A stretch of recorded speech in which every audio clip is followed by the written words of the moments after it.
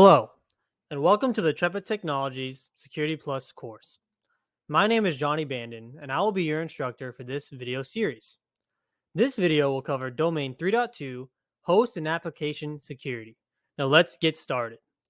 So this video is going to be another kind of a longer one. I believe we have 17 slides to go over. So bear with me. Again, if you need to pause, please feel free and come back. And with that being said, let's jump right into it. So Domain 3.2 will primarily discuss technical solutions for security for our existing endpoint systems. So the first endpoint protection we will talk about is AV. AV is antivirus software. Antivirus software scans, prevents, and deletes viruses from your workstation. Every antivirus software can be part of a whole suite of endpoint protection solutions, or it can be standalone software that's installed on a workstation or a server, meaning that we can have like an agent-based or a server-based antivirus solution. So in our enterprise, just to draw it out real quick, we could have a server that runs like a McAfee server that all these computers respond to and get their configuration from. Or individually, we can have McAfee not getting configured from any server, right?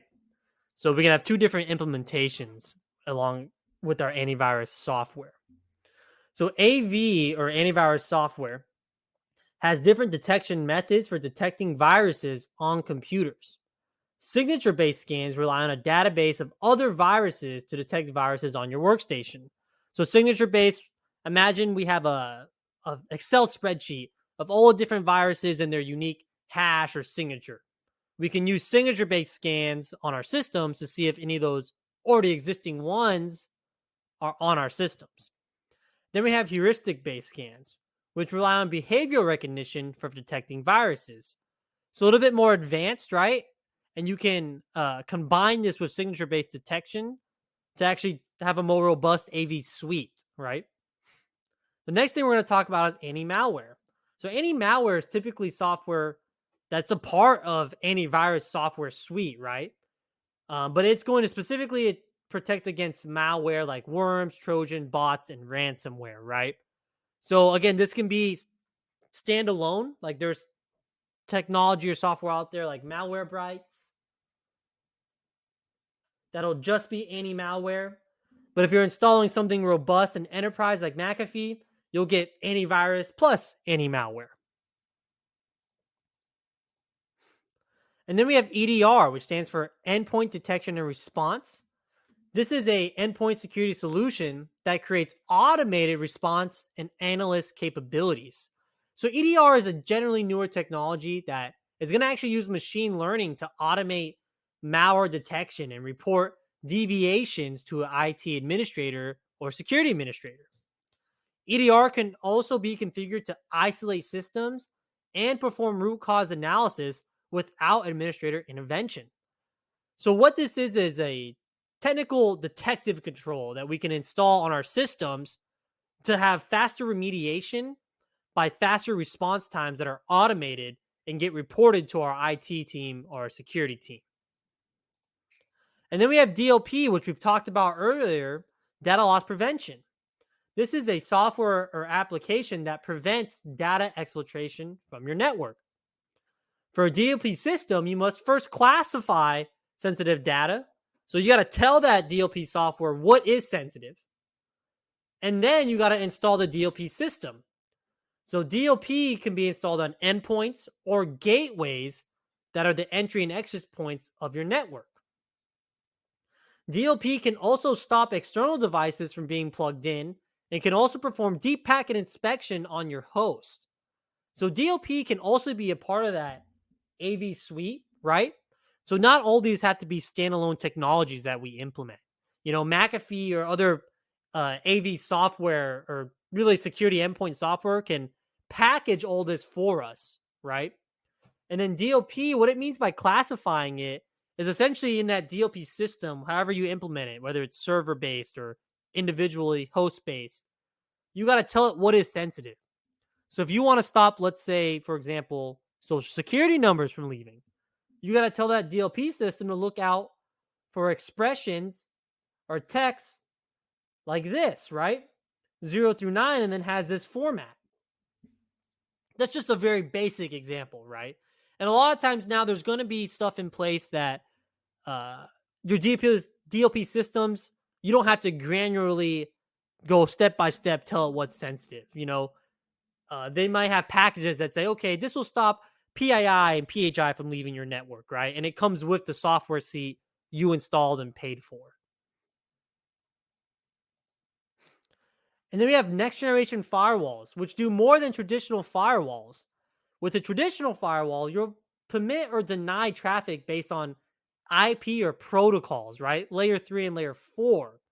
Well, with a next generation firewall, it can perform deep packet inspection and can be granular in its approach to denying and permitting traffic. A next generation firewall can also be deployed and managed from the cloud. Next generation firewall benefits are also the context aware filtering it can provide for your enterprise. And what we mean by that granularity is something like this. So let's say your users need to be on Facebook Messenger, right? That's how they can communicate to loved ones or outside of your environment. Let's say if you're in a real secure area. But you don't want them browsing Facebook. Well, in your context-aware next-generation firewall, you can specify that. You can say, allow Facebook Messenger, but deny the browsing of the actual Facebook website. And that's what we mean by its granular approach. And then we also have host-based firewalls. A host-based firewall are software that runs on endpoints and will permit and deny like traditional network firewalls, but only for your systems. These firewalls can also permit and deny based off application. If you go to your Microsoft Defender, you can permit some applications or services on your network or on the endpoint, So a standard host-based firewall used in enterprise will come with something like the McAfee software suite. It'll run the firewalls on your endpoint systems like your computers. And then we have Windows Defender Firewall, which comes standard with Windows machines.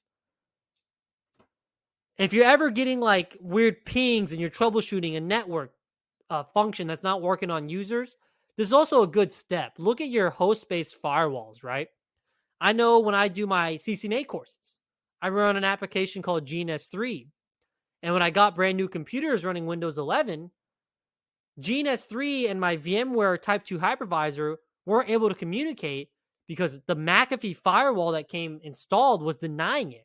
So I had to go ahead and allow that application through, right? Some more endpoint protection are host-based intrusion prevention systems, which will analyze traffic on endpoints to prevent malicious traffic in software.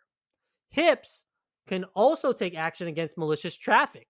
So if there's a malicious TCP connection, it can actually go ahead and cut off that TCP connection for you.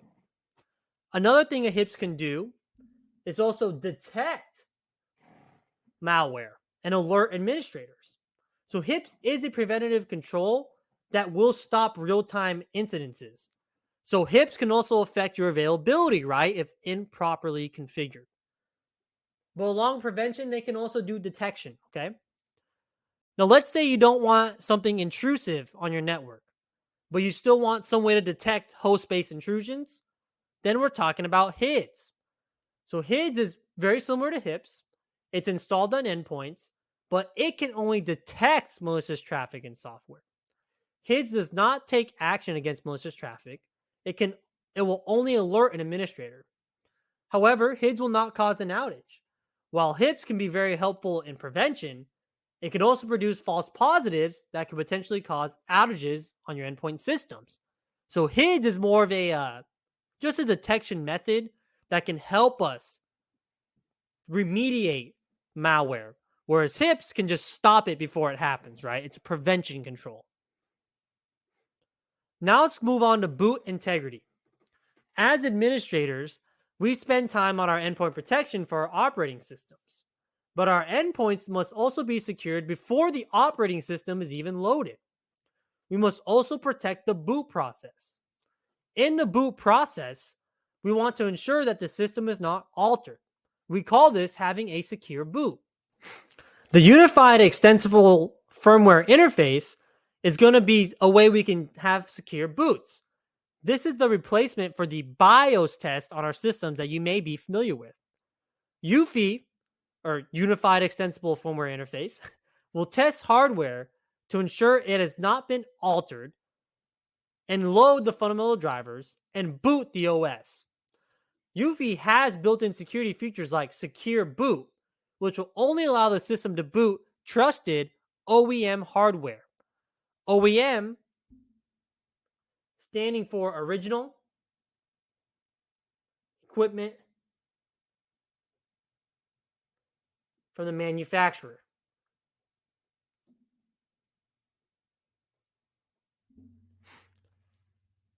And then we can also do something called measured boot. The measured boot will hash all parts of the boot process and then store that hashes in a TPM. TPM standing for a trusted platform module. The boot process, when we're using measured boot, will then compare those hashes upon every boot and alert an administrator if there is a change. Oh, excuse me, I erased that. Let me write that out for you. Again, OEM, original equipment, manufacturer. And then TPM, which we're actually going to discuss further on in the series, stands for Trusted Platform Module. All right. Moving on into database security. So now we're going to talk about securing our actual databases and ways we can do that. So tokenization takes sensitive data and converts that data into a token, which changes the precise text data being sent, right? So this technology is typically used in mobile banking or mobile payment systems, where instead of sending our debit or account information across the wire or clear text, we create a token for it. And then we have hashing. As discussed in previous videos, hashing will take a clear text data, run a computational algorithm on the data to create a message digest, and we can use this for integrity, right? And in our previous video, Cryptography Concepts, we did a little bit of more of a deep dive into hashing. So if you want to check that out, please feel free. And now let's go into some application security. Input validation. Input validation is a protective measure that protects your front-end websites from injection attacks. Input validation is a rule that only allows specific text to be entered and processed on your websites or applications' input fields. For example, if you have proper input validation on your website, a threat actor would not be able to type HTML script brackets in the input fields of your website. Now, we talked about this more in depth in Domain 1. So again, if you want to check out those videos, you can. But essentially, input validation should always be in our applications and our websites to ensure we can't be vulnerable to injection attacks. A secure cookie will only be sent over HTTPS to a web server or website. So we know cookies are always going to be on our websites, right? And they store data for us and make our browsing easier. Well, cookies are not always sent securely. So when secure cookies are being used, threat actors performing a man-in-the-middle attack cannot manipulate the cookie of a web session because they're going to be protected over HTTPS. And then we have HTTP headers. HTTP headers are additional information that gets passed in an HTTP session. The HTTP header will include a request and response section. Now, there are a lot of different uses for an HTTP header, like telling the web server the preferred formatting of a web page. Or in our case of security, an HTTP header can include an HSTS request that will actually enforce the use of HTTPS. So I've definitely run into this before where I'm not allowed to get to a website because their HTTPS session isn't validated. They don't have a valid cert. So if we have HSTS enforced, it won't let me access that website. Another protection that an HTTP header can provide for us is different X-frame options, which will prevent clickjacking attacks. Clickjacking attacks are the malicious practice of manipulating a website's user activity by concealing hyperlinks beneath legitimate clickable content, thereby causing the user to perform unaware actions. So what do I mean by this? So it says click here to see this deal, but actually you just installed malware, right? So X-frame options in the HTTP header can prevent those clickjacking attempts to be transferred to the client from the web server. And then we have code signing. Code signing is an application level protection that will verify and authenticate source code. Code signing will allow developers to digitally sign their applications, their drivers, their executables, and any software so that end users can verify the code has not been altered. This ensures integrity and non-repudiation of the code, and will also need PKI, public key infrastructure, to make that work. Some more application security. So application level security will also include permit and deny list. An allow list sometimes is referred to as a whitelist. This is a list that will only allow specified applications to be installed or services to run, just like I talked about that GNS3 firewall incident I had.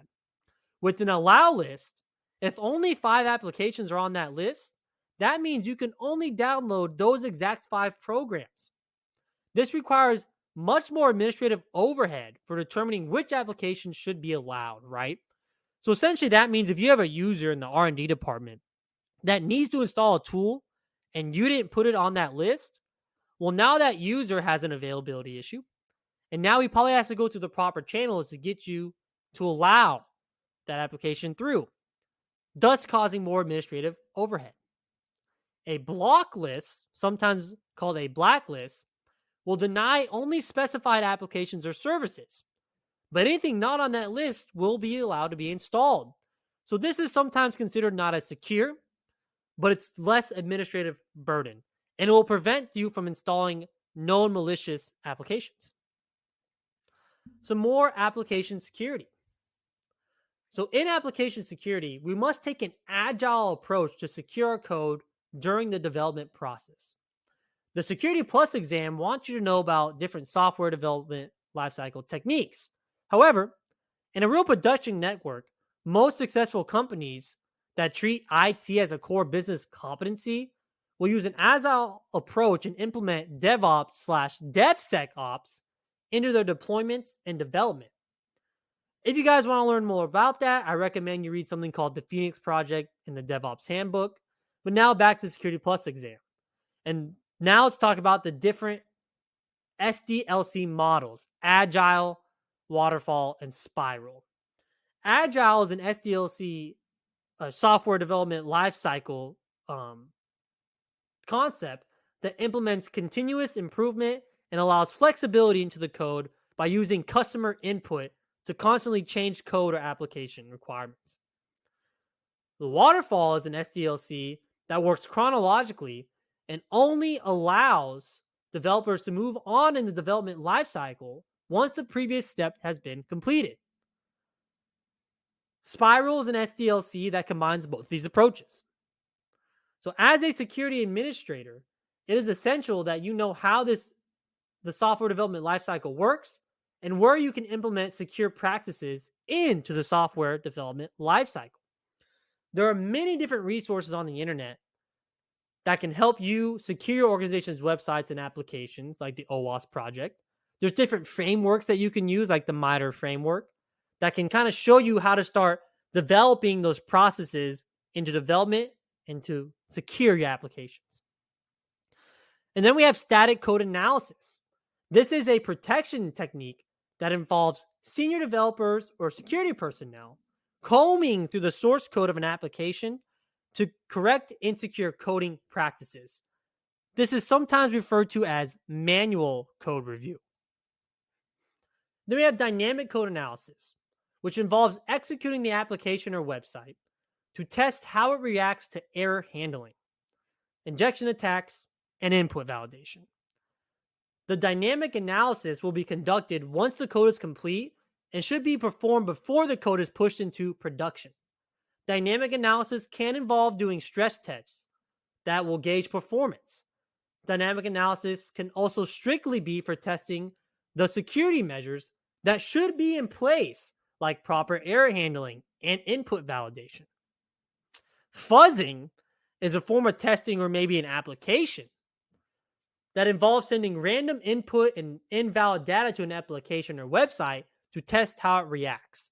When you fuzz an application or website, I call that throwing the kitchen sink at it, right? You're going to send so much stuff to see how it responds, to make sure that you have a good analysis of how that that application will respond. Now let's go over some hardening techniques. Hardening is a security technique that will help protect your systems at the lowest levels. Hardening involves an administrator setting baseline or standards and then enforcing those standards on all endpoints or network devices. Disabling open ports and disabling unused or unneeded services is one hardening technique we can implement on our systems to lower our footprint / vector of attack. Now, in some scenarios, it may be prudent for us to disable ports facing outside our network, but keep those ports internally open on our network. For example, we may need to use SMB, the Simple Message Block Protocol, for file transfers within our network. However, SMB is highly vulnerable, and it shouldn't be open towards the internet. So what do I mean by this? Let's say we have a screen subnet here, right?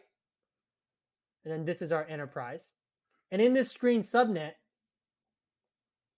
we have some internet-facing servers.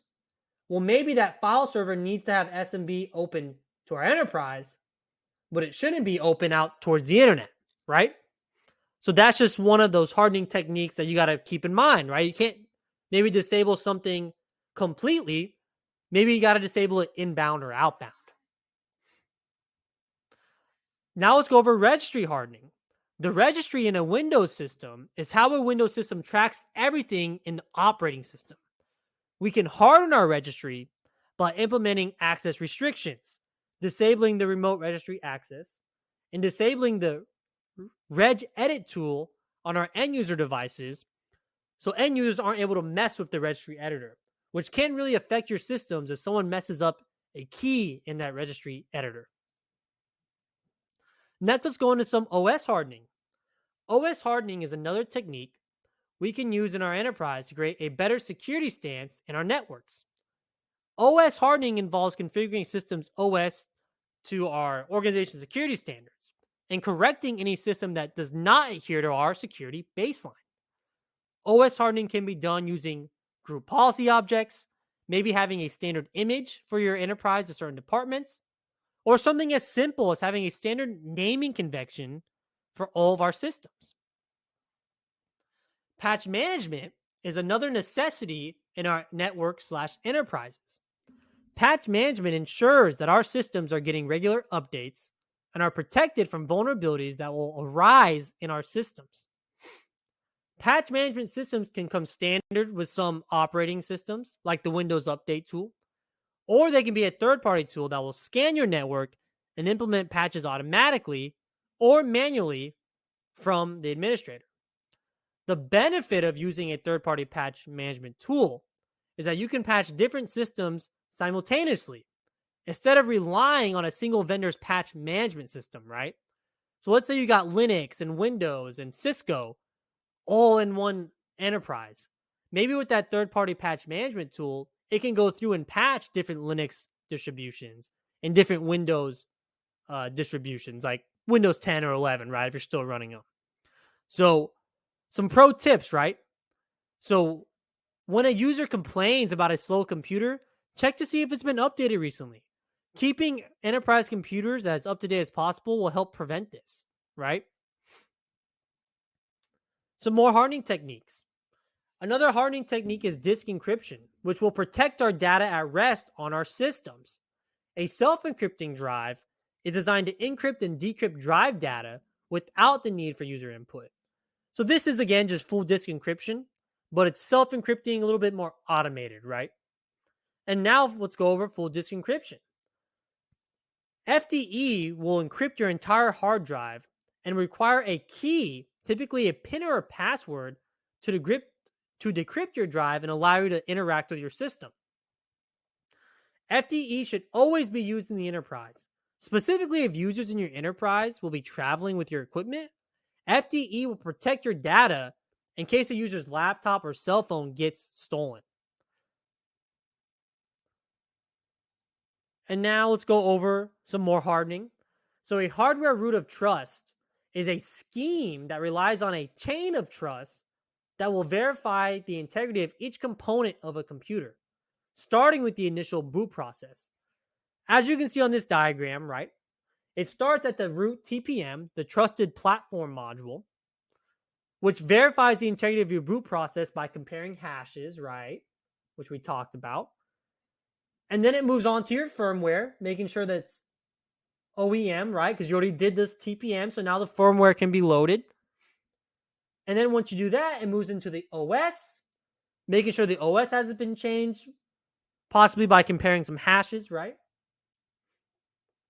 And then finally, you'll be allowed to use your system as it should be and start doing some work, right?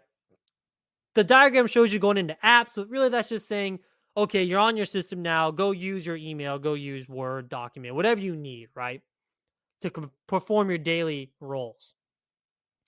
So the Trusted Platform Module. TPMs are chips used in hardware to provide built-in encryption and security functions to our hardware, right? So we said TPM, can provide hashing that we compare on our boot, right? And then a final hardening technique we will cover is a sandbox. A sandbox is a virtual or isolated environment where you can test software or detonate malware to see how the malware functions. Now, sandboxes can be as simple as a virtual machine, or they can be complex and try to mirror your entire enterprise. Maybe make a staging area with the sandbox. When sandboxes are used for developing / staging environments, they are typically replicas of the production environment. And there's a lot of sandbox solutions out there nowadays that you can use to rent out for maybe labbing space for your enterprise or for your developers. All right, so I know that was a long video, but I want to thank you for staying with me and thank you for viewing. And stay tuned for our next video where we will discuss Domain 3.3 Secure Network Designs. Thank you.